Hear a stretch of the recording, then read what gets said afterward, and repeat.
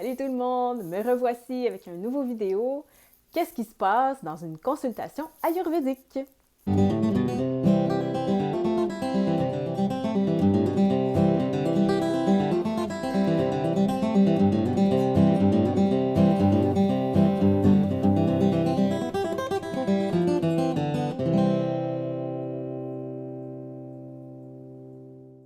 Premièrement, je dois vous dire que ça fait un moment que j'ai pas présenté de nouveaux vidéos.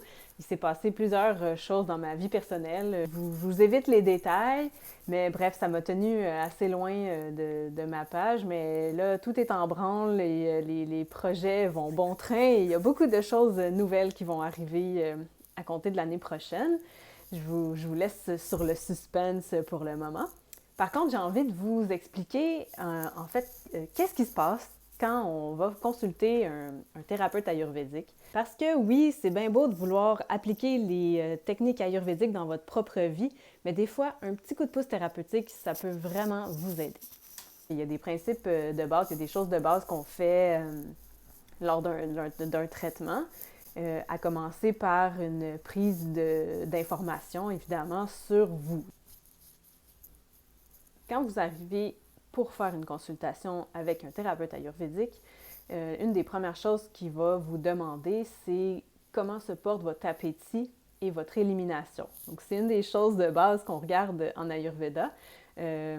Effectivement, le concept de Agni, qui s'applique à différentes choses, c'est un mot sanskrit qui se traduit par feu, mais on peut l'appliquer à différents concepts dans notre vocabulaire à nous, mais dans le cas présent, je parle surtout de Agni en tant que feu digestif et métabolisme. Donc, comment vous métabolisez ce que vous ingérez à l'intérieur de vous, puis comment ça s'expulse. Est-ce que ça se passe bien?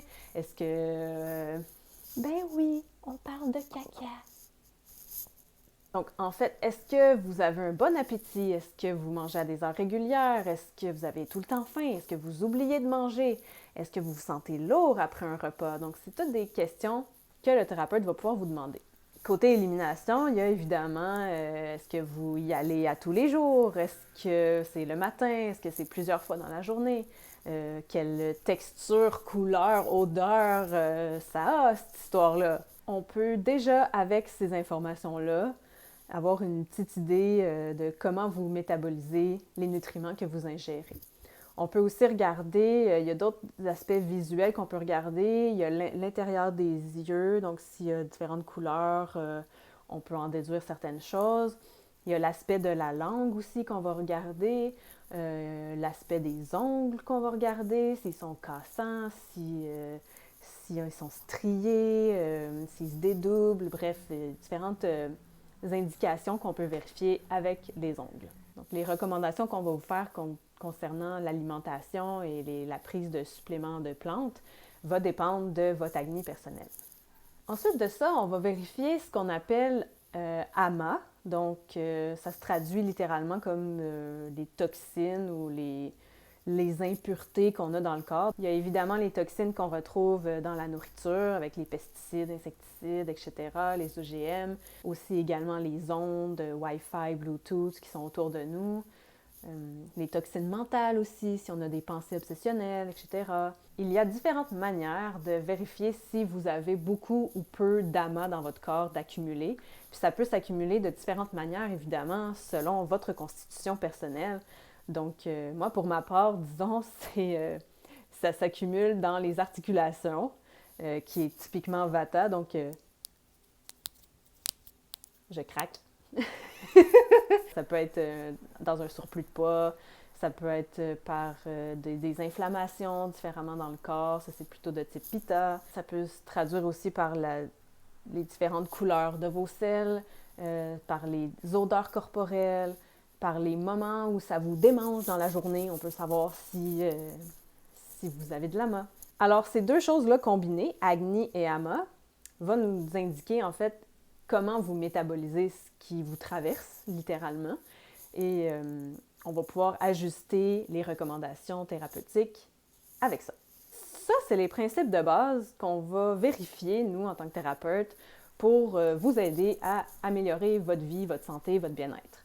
Ensuite de ça vient l'aspect plutôt psychologique, émotif. On va voir ce qui se passe dans vos vies, si vous avez vécu des grands chamboulements, des grands traumatismes, des gros accidents, etc., qui auraient pu modifier votre structure, autant énergétique, mentale, émotionnelle que physique. Pour finaliser la consultation, ce qu'on va faire, c'est vous donner des recommandations qui vont avoir des effets sur votre attitude face à la vie, comment aborder la vie, comment avoir, disons, plus de tempérance, plus d'indulgence envers vous-même, augmenter votre confiance en soi, etc. Donc, des attitudes à adopter dans votre vie, des habitudes de vie qui vont vous aider à vous améliorer, à amener plus de calme ou plus de vigueur, tout dépendant, encore une fois, de votre constitution.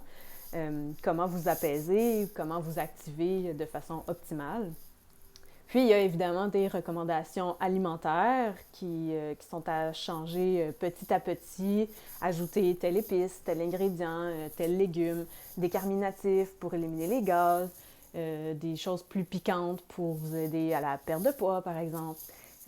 Donc ça, c'est, encore une fois, ça dépend à chaque fois de l'individu qui est devant nous. Il n'y a aucune recommandation qui s'applique à tout. C'est des recommandations tout à fait personnalisées. Et puis, on va évidemment se servir de nos alliés, les plantes, pour améliorer aussi notre santé, éliminer les toxines qui sont présentes avant d'aller dans des traitements plus profonds. Parce que ça ne donne rien de prendre tout plein de supplémentation si on n'est pas capable de les métaboliser puis de les intégrer dans notre corps parce qu'on est déjà trop plein de toxines. Pour récapituler, nous, au départ, on récolte toute l'information que vous avez à nous offrir, puis on va vous faire des recommandations personnalisées, et puis on va vous dire quelques plantes. Ça peut être une ou deux, tout simplement, pour commencer, pour entamer le processus de nettoyage et d'activation du métabolisme, du système immunitaire. Puis ensuite, on peut y aller encore plus en profondeur, là. Il y a différentes manières, bien sûr, de prendre ces plantes médicinales-là qu'on vous propose. Donc, il y a bien sûr en tisane, en infusion, en décoction. Il y a des concentrés liquides. Ça se trouve à être, dans le fond, la plante qui a macéré dans un liquide qui est soit de l'alcool ou du vinaigre de cidre, souvent, pour en extraire les principes actifs. Puis, ça devient un concentré, tout simplement, qu'on donne un certain nombre de gouttes. Encore une fois, tout dépendant de la personne. Et puis, il y a évidemment les capsules, les gélules, les comprimés. Donc ça, c'est facile, ça se trimballe bien, ça se prend bien. Pour ma part, à titre d'exemple, je prends à peu près 6 ou 7 types de capsules par jour, puis 2 ou 3 teintures, tout dépendant du moment où j'en ai besoin.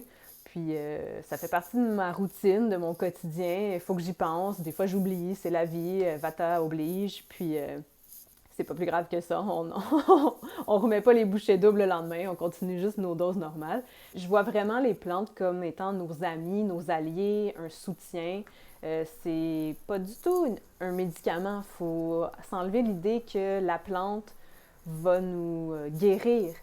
On se guérit soi-même avec l'aide des plantes qui vont aider à activer nos différents systèmes corporels. L'idée générale ici, c'est de ne pas remettre entre les mains de quelqu'un d'autre votre propre pouvoir de guérison. On veut vous aider, en fait, nous les thérapeutes, à mieux vous connaître, à mieux connaître vos débalancements, les choses qui vous font du bien, les choses qui vous nuisent, puis ensuite à appliquer des mesures dans vos vies, à expérimenter surtout, puis à ne pas avoir peur d'oser essayer.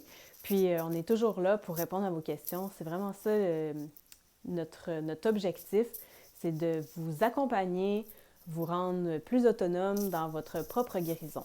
Voilà, c'était mon petit vidéo de retour. Je compte bien être un petit peu plus assidue concernant mes vidéos. Comme je vous disais au tout début, j'ai vécu des tribulations dans ma vie.